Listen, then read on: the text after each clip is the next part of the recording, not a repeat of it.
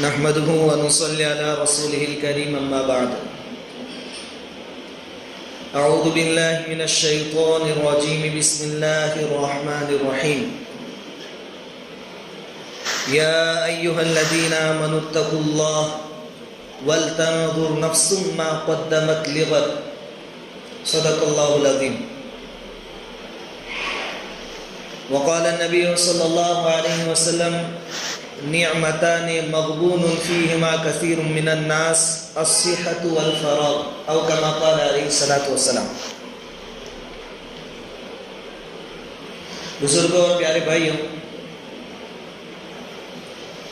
اللہ رب العزت نے اس دنیا میں انسان کو بے شمار نعمتوں سے نوازا ہے. ہر نعمت کی اپنی قدر ہے، اپنا ایک ویلیو ہے، اہمیت ہے. انسان کو جو نعمتیں ملی اس میں بہت بڑی نعمت وقت ہے، ٹائم بہت بڑی نعمت ہے. اسی لیے یہ مقولہ مشہور ہے، الوقت اثمن من الذهب، کہ وقت سونے سے یعنی گولڈ سے بھی زیادہ قیمتی ہے. سونا اگرچہ ابھی 50-60 ہزار روپے تولہ اور ہم اس کو بہت قیمتی سمجھتے ہیں، لیکن اس سے زیادہ قیمتی جو ہے وہ وقت ہے. اور بہت بڑی بات کہ اگر ہم قرآن کریم میں غور و فکر کریں تو ہمیں معلوم ہوتا ہے کہ جنتی جو جنت میں جائیں گے وہ وقت کی قدردانی کی بدولت جائیں گے. ارشاد خداوندی ہے، جنتی جب جنت میں چلے جائیں گے تو اللہ تعالیٰ ان سے فرمائیں گے کلوا واشربوا ہنیئا، مزے سے کھاؤ پیو، بما اسلفتم فی الایام الخالیہ، اس وجہ سے کہ تم نے دنیا کے دنوں میں عبادتیں کی تھی، یعنی دنیا میں جو وقت آپ کو ملا تھا اس کا صحیح استعمال کیا تھا. تو جنت کا ملنا یہ وقت کی قدردانی کی وجہ سے ہوگا. اور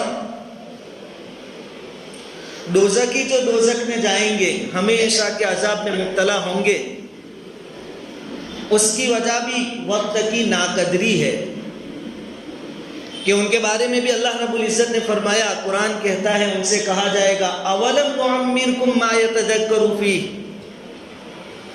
کیا ہم نے تم کو اتنا وقت نہیں دیا تھا، اتنی زندگی اور اتنی عمر نہیں دی تھی کہ اگر تم نصیحت حاصل کرنا چاہتے تو کر لیتے، لیکن تم نے اس وقت کی قدردانی نہیں کی، کرنے کے جو کام تھے وہ تم نے نہیں کیے، اس وقت کو ٹائم پاس سمجھ کر تم نے برباد کر دیا. اس کا یہ نتیجہ ہے کہ آج تم جہنم کے اندر ہے. تو وقت کی قدردانی کی بدولت آدمی جنت میں جائے گا، اور وقت کی ناقدری کی وجہ سے آدمی دوزخ میں جائے گا. اور واقعتاً وقت بہت بڑی چیز ہے. آدمی کسی لمحے کسی وقت بھی خالی نہیں ہونا چاہیے. یا تو وہ کسی دین کے عمل میں مشغول ہو یا کسی دنیا کے کام میں مشغول ہو، بالکل فرصت کے ساتھ بالکل خالی کبھی نہیں ہونا چاہیے. حضرت عمر رضی اللہ تعالیٰ عنہ فرماتے ہیں کہ مجھے اس آدمی سے نفرت ہے جو نہ دین کے کام میں ہو نہ دنیا کے کام میں ہو، بالکل فری بیٹھا ہو. حضرت عمر کہتے ہیں کہ مجھے اس سے میں نفرت کرتا ہوں ایسے آدمی سے. تو ایک مسلمان کی شان یہ نہیں ہے کہ وہ وقت کو بگاڑے، ٹائم پاس کرے، اس وقت کو کام میں لائے.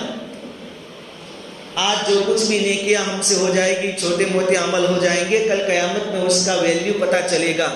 اس لیے وہ حدیث بھی ہمارے سامنے ہونی چاہیے کہ حضور صلی اللہ علیہ وسلم نے فرمایا کہ جنتی بھی جنت میں جانے کے بعد ایک چیز کا افسوس کریں گے، ایک حسرت ان کے دل میں رہ جائے گی. وہ کون سی؟ کہ ہم نے اور زیادہ نیکیاں کیوں نہیں کی. وہاں چھوٹی چھوٹی نیکیوں پر اتنے بڑے بڑے احسانات اور انعامات دیکھیں گے کہ ان کو اس وقت حسرت ہوگی کہ کاش اور زیادہ وقت کو کام میں لے آتے، اور زیادہ نیکیاں کی ہوتی تو اور زیادہ انعامات ہمیں ملتے آتے، ہمیں اور زیادہ نوازا جاتا. اور واقعتاً جن لوگوں نے وقت کی قدردانی کو جانا، انہوں نے دنیا میں بڑے بڑے کارنامے انجام دیے، بڑا کام کر گئے دنیا میں. حکیم الامت حضرت مولانا اشرف علی تھانوی رحمۃ اللہ علیہ، انہوں نے اپنی زندگی میں 1000 سے زیادہ کتابیں لکھی، 1000 سے زیادہ کتابیں، اور ایسی کتابیں کہ ایک آدھ کتاب بھی آدمی اگر اچھی طرح پڑھ لے تو ہدایت مل جائے، انسان کی زندگی بن جائے۔ یہ ان کے لیے کب ممکن ہوا اتنی ساری کتابوں کا لکھنا اور اتنے سارے لوگوں کی ہدایت کا ذریعہ اور سبب بننا؟ کب ان کو موقع ملا ہے؟ جبکہ انہوں نے اپنے وقت کی قدر کی۔ حکیم الامت حضرت مولانا اشرف علی تھانوی رحمۃ اللہ علیہ کے وہاں ہر کام کا ایک وقت مقرر تھا کہ اس کام میں لکھنا ہے تو بس لکھنا ہے، اس کام میں اس وقت میں سونا ہے تو اسی وقت میں سونا ہے، دوسرے کسی وقت میں نہیں سونا ہے، اس وقت میں کھانا ہے تو اسی وقت میں کھانا ہے، ہر چیز کے لیے ایک وقت مقرر تھا۔ حتیٰ کہ ان کے استاد حضرت مولانا محمود الحسن دیوبندی رحمۃ اللہ علیہ حکیم الامت حضرت مولانا اشرف علی تھانوی رحمۃ اللہ علیہ کے گھر تشریف لائے، استاد آئے ہیں، اور حکیم الامت کو اپنے استاد سے بہت محبت تھی، وہ اپنے استاد کو شیخ العالم کہتے تھے، پوری دنیا کے شیخ۔ وہ گھر پر آئے،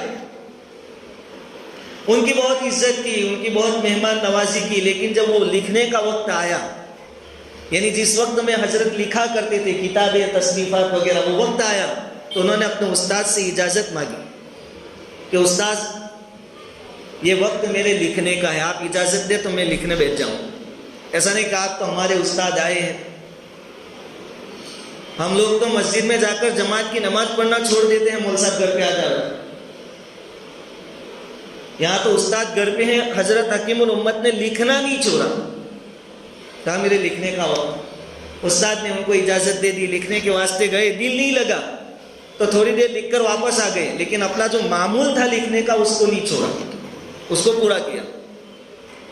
تب جا کے ان کی زندگی میں یہ برکت ہوئی کہ ہزاروں کتابیں اپنے پیچھے چھوڑ گئے، اور آج تک ان کا نام روشن ہے، باقی ہے، اور لوگ ان کی کتابیں پڑھ کر ہدایت پر آتے ہیں، شرعی رہبری اور رہنمائی حاصل ہوتی۔ امام راضی رحمۃ اللہ علیہ نے تقریباً 200 کتابیں لکھی، تفسیر کی اور طرح طرح کی کتابیں لکھی، مختصر سی زندگی میں 200 کتابیں۔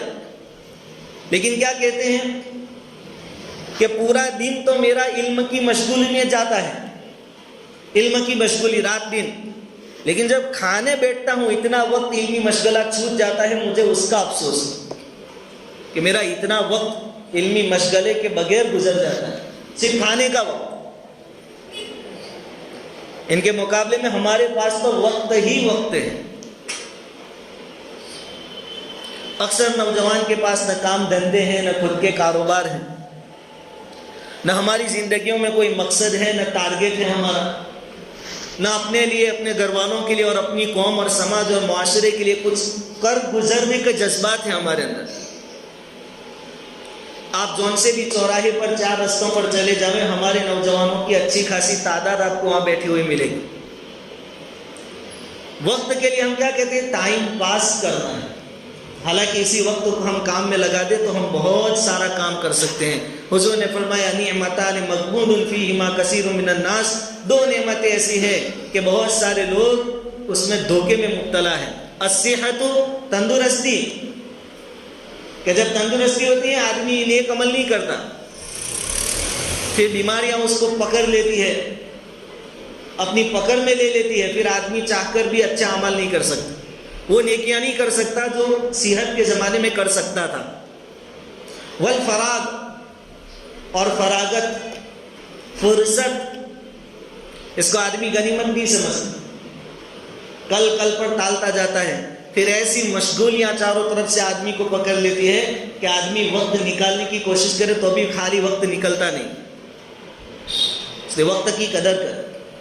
جو آدمی وقت کو کام میں نہیں لائے گا، فرصت کو غنیمت نہیں سمجھے گا، وہ واہیات اور لایانی باتوں میں مبتلا ہو جائے گا، گناہوں میں مبتلا ہو جائے گا۔ لایانی یعنی ایسی باتیں جس میں نہ دین کا نفع نہ دنیا کا نفع، بالکل بیکار کی بات ہے۔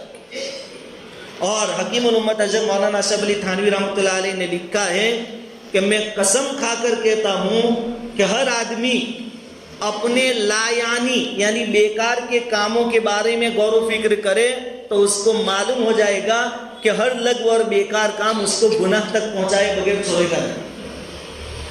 کوئی بھی بیکار اور لغو کام کسی نہ کسی درجے میں گناہ تک اس کو پہنچا دے گا.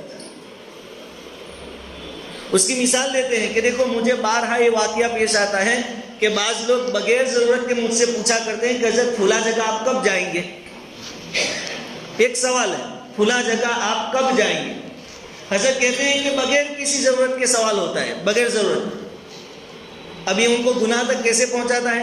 حضرت فرماتے ہیں کہ ان کے اس بیجا سوال سے مجھے دل میں تکلیف ہوتی ہے. اور کسی مسلمان کو بغیر کسی وجہ کے رنج اور غم میں مبتلا کرنا یہ گناہ ہے. تو سامنے والے کا بغیر ضرورت کے صرف اتنا پوچھنا کہ آپ فلاں جگہ کب جائیں گے اس کو گناہ تک پہنچا دیتا ہے. اس سوال کی کوئی ضرورت نہیں. تو کوئی بھی بیکار اور لغو کام آدمی کو گناہ تک پہنچا دیتا ہے. وقت ہے تو وقت کو صحیح جگہوں پر لگائیں تاکہ کل قیامت کے دن جنت میں جانے کے بعد اللہ رب العزت کی طرف سے ہمیں یہ کہا جائے کلوا واشربوا ہنیئا, مزے لے کر کھاؤ پیو, بما اسلفتم فی الایام الخالیہ, اس لیے کہ فرصت کے دنوں کو تم نے بہت اچھی طریقے سے استعمال کیا. وقت ہے آپ جلدی سے مسجد میں آ جائیں. بلکہ یہ تو ایسی چیز ہے کہ اس کے لیے وقت کو فارغ کرنا چاہیے. جمعہ کا دن ہے, قرآن کہتا ہے اذا نودی للصلاۃ من یوم الجمعۃ فاسعوا الی ذکر اللہ وذروا البیع, کاروبار سب چھوڑ دو, جمعہ کے لیے اذان کہی جائے تو مسجدوں کی طرف دوڑو. لیکن ہمارا حال ہمارے سامنے, خطبے کے وقت مسجدیں بھر جاتی ہے, جیسے ہی 2 رکعت نماز پوری ہوئی مسجد خالی ہو جاتی ہے. کم سے کم ہفتے میں ایک دن آدمی آدھا پونا گھنٹہ ایسا فارغ کرے کہ آج مجھے جلدی مسجد جانا ہے. مسجدوں میں جلدی آنا, مسجدوں سے محبت کرنا, یہ اتنا بڑا عمل ہے کہ حضور نے فرمایا کہ کل قیامت کے دن سوائے اللہ کے عرش کے سائے کے کوئی سایہ نہیں ہوگا. اس میں 7 قسم کے لوگوں کو اللہ تعالیٰ اپنا سایہ نصیب کریں گے. اس میں ایک وہ آدمی بھی ہوگا جس کا دل مسجد کے ساتھ لگا ہوا, اور آدمی اسی جگہ بار بار جاتا ہے جہاں سے اس کو محبت ہو, جہاں سے اس کا لگاؤ ہو, تعلق ہو. مسجدوں کے ساتھ ہمارا تعلق ہونا چاہیے. ہم دوسرے وقتوں میں بھی مسجد میں آویں, 2 رکعت تحیۃ المسجد پڑھیں, تحیۃ الوضو کی پڑھیں, تھوڑی دیر قرآن پڑھیں. اکثر نوجوانوں سے کہتے ہیں کہ بھائی قرآن, تو کہتے ہیں کہ جب مدرسے میں پڑھتے تھے تب تو آتا تھا, میرا تو پہلا نمبر ہوتا تھا, دوسرا نمبر ہوتا تھا, لیکن پھر پڑھنا چھوڑ دیا تو بھول گیا. کیوں چھوڑا؟ تمہارے پاس ٹائم نہیں ہے قرآن کے لیے, 15-20 منٹ نہیں ہے ہمارے پاس. آپ کیوں چوراہوں پر بیٹھے رہتے؟ آپ مسجد میں جلدی آ جائیے, بھولے ہوئے قرآن کو یاد کریے, آپ کے پاس بہت کام ہے. حضور صلی اللہ علیہ وسلم کو مسجدوں سے کتنا لگاؤ تھا. صحابی کرام فرماتے ہیں کہ حضور صلی اللہ علیہ وسلم جب سفر سے واپس آتے تو پہلے گھر نہیں جاتے تھے, پہلے مسجد نبی میں تشریف لے جاتے تھے. مسجد میں جا کر 2 رکعت نماز پڑھتے تھے, پھر تھوڑی دیر مسجد میں بیٹھتے تھے, اس کے بعد گھر تشریف لے جاتے تھے. ہمارے جیسا نہیں کہ بھائی سفر میں سے آ رہے ہیں تو کہا کہ رستے میں ہی 2 رکعت نماز پڑھ لو, قصر کا فائدہ بھی ہو جاوے, 4 کے بجائے 2 میں معاملہ تمام ہو جاوے. اگر گھر گئے اور مسجد میں جماعت ہو رہی ہوگی تو 4 پوری پڑھنی پڑے گی. حضور پہلے مسجد میں جاتے تھے, 2 رکعت پڑھتے تھے, تھوڑی دیر بیٹھتے تھے, پھر گھر تشریف لے جاتے. حضور صلی اللہ علیہ وسلم ہجرت فرما کر مدینہ تشریف لے گئے تو راستے میں کوبا کے اندر 14 دن قیام فرمایا. ان 14 دنوں میں تو حضور صلی اللہ علیہ وسلم نے وہاں مسجد بنا دی, مسجد کوبا کی تعمیر کر دی. اتنی محبت مسجد کے ساتھ. مسجدیں مسلمانوں کے لیے آج کے زمانے میں آکسیجن کی حیثیت رکھتی ہے. جب تک ایمان والوں کا تعلق مسجدوں سے مضبوط رہے گا, آکسیجن برابر ملتا رہے گا, اور جیسے یہ تعلق کمزور ہوا ہماری زندگی خطرے میں آ جائے گی, اور اس کا احساس ہم کر رہے ہیں. مسجدوں سے دوری ہمیں کہاں تک لے جا رہی ہے. کوبا سے جب آپ مدینہ کے لیے جانے لگے, بیچ میں ایک قبیلہ آیا, وہاں جمعہ کی نماز کا وقت ہو گیا. حضور صلی اللہ علیہ وسلم نے وہاں جمعہ کی نماز ادا فرمائی, یہ سب سے پہلی جمعہ پڑھی گئی.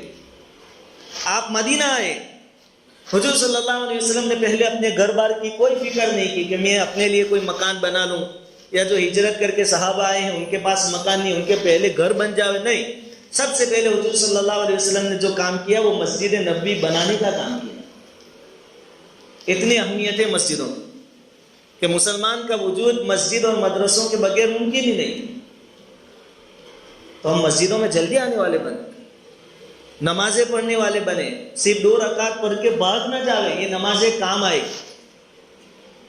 جتنی زیادہ رکعتیں ہم پڑھیں گے, سنتیں پڑھیں گے, نوافل پڑھیں گے, یہ آخرت میں بہت کام آئے. حتیٰ کہ جو آدمی زیادہ نمازیں پڑھے گا نبی کریم صلی اللہ علیہ وسلم کے ساتھ اس کا ٹھکانہ ہوگا. نبوت کے اعتبار سے مرتبوں میں کچھ اونچ نیچ ہوگی. ایک صحابی ہے حضرت ربیعہ رضی اللہ تعالیٰ عنہ, وہ حضور صلی اللہ علیہ وسلم کی چھوٹی موٹی خدمت کیا کرتے تھے.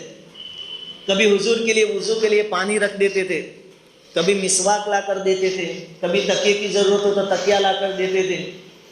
ان کی اس خدمت سے حضور صلی اللہ علیہ وسلم بہت خوش ہوئے اور ایک مرتبہ خوش ہو کر کہا کہ ربیعہ جو مانگنا ہو مجھ سے مانگو, جو مانگنا ہے مجھ سے مانگو. صحابی رسول صلی اللہ علیہ وسلم نے کیا کہا؟ حضور میں تو یہ چاہتا ہوں کہ جنت میں بھی تمہارا ساتھ نصیب ہو, جنت میں تمہاری رفاقت نصیب ہو, ساتھ میں رہنا نصیب ہو جائے جنت میں. حضور نے فرمایا کہ یہی چاہتے ہو؟ کہا کہ حضور میں یہی چاہتا ہوں. اب سنیے, تو حضور صلی اللہ علیہ وسلم نے فرمایا کہ کثرت سجود کے ذریعے میری مدد کرو, یعنی زیادہ سے زیادہ نماز پڑھو. تم جتنی زیادہ نمازیں پڑھو گے, جتنی زیادہ سجدے تمہارے ہوں گے, اتنی زیادہ میری سفارش تمہارے حق میں قبول ہوگی اور تمہیں میرے ساتھ رہنا نصیب ہوگا. تو جلدی آ کر سنتوں کا اہتمام کریں, مسجدوں کو آباد کریں. جو مسجد کو آباد کرے گا اللہ تعالیٰ اس کے گھر بار کو آباد کر دے, اس کی پریشانیوں کو اللہ تعالیٰ دور فرما دے. ہر بڑے معاملے میں نبی کریم صلی اللہ علیہ وسلم پہلے نماز کی طرف لپکتے تھے. کوئی پریشانی والی بات آ جاتی, غم اور ٹینشن آ جاتا, تو حضور حضرت بلال کو حکم دیتے کہ لوگوں کو جمع کرو, اذان دو, نماز کے ذریعے مجھے راحت پہنچاؤ. نمازوں میں ہماری مصیبتوں کا علاج ہے. ان نمازوں کے ساتھ ہماری معاملات بہت خراب. 2 رکعت سے فرض نماز پڑھ کے ہم بھاگ جاتے ہیں. سنتیں پڑھیں, جمعہ کے دن درود شریف پڑھیں. تھوڑا وقت آخرت کے لیے بھی ہم روزانہ نکالیں. ہمارے پاس وقت تو بہت. فجر کی نماز آج کے وقت میں 6:45 7 بجے فجر کی جماعت ہے. 6:45 بجے, 6:40 6:35 کو فجر کی جماعت. آدمی اگر رات کو 11 بجے بھی سو جاتا ہے, حالانکہ 8:30 بجے تو عشاء کی نماز سے آدمی فارغ ہو جاتا ہے, آدمی 11 بجے بھی سو جاوے اور صبح میں 6 بجے بھی اٹھے تو ابھی 7 گھنٹے کی نیند اس کو ملتی ہے, اور ایک دم فریش ہو کر تر و تازہ ہو کر آدمی مسجد جا سکتا ہے, نماز پڑھ سکتا ہے. لیکن ہم نے کلچر پورا یورپین بنا لیا, راتوں کو جاگنا اور دن میں سو جانا. دن میں ہمارے محلے کے حالات دیکھو, 8-9 بجے تک بالکل سناٹے, نحوستیں اترتی ہیں ایسے جگہوں. فجر کی نماز میں لوگ نہیں آتے, نوجوان خاص طور پر نہیں آتے. اس لیے میرے بھائیوں دوستوں بزرگوں, ہم جو پریشانیوں کا سامنا کر رہے ہیں کسی بھی لائن سے, باپ یا اولاد کی لائن سے پریشان ہیں, شوہر بیوی کی لائن سے, یا بیوی شوہر کی لائن سے, یا امت ہونے کے اعتبار سے ہم پریشان ہیں, تمام پریشانیوں کا سبب ہمارے اعمال. اور ایسی پریشانیوں کے موقع پر اللہ تعالیٰ نے جگہ جگہ قرآن میں فرمایا, استعینوا بالصبر والصلاۃ. پریشانی آ جاوے تو پہلے صبر کرو اور نماز کے ذریعے مدد حاصل کرو. نماز میں تمام پریشانیوں کا حل. اس لیے مسجدوں کو آباد کرے, اپنے وقت کی قدر کرے, وقت کو بیکار نہ جانے دے. دین کے کام میں ہو یا دنیا کے کام میں, کسی نہ کسی میں لگاوے وقت کو. ہمارے عزائم, ہمارے ارادے بلند ہونے چاہیے, کچھ کر گزرنے کے ہمارے اندر جذبات ہونے چاہیے, اور کسی بھی صورت میں وقت کو برباد نہ ہونے دیں. اللہ رب العزت کا اس باتوں پر عمل کی توفیق عطا فرمائے.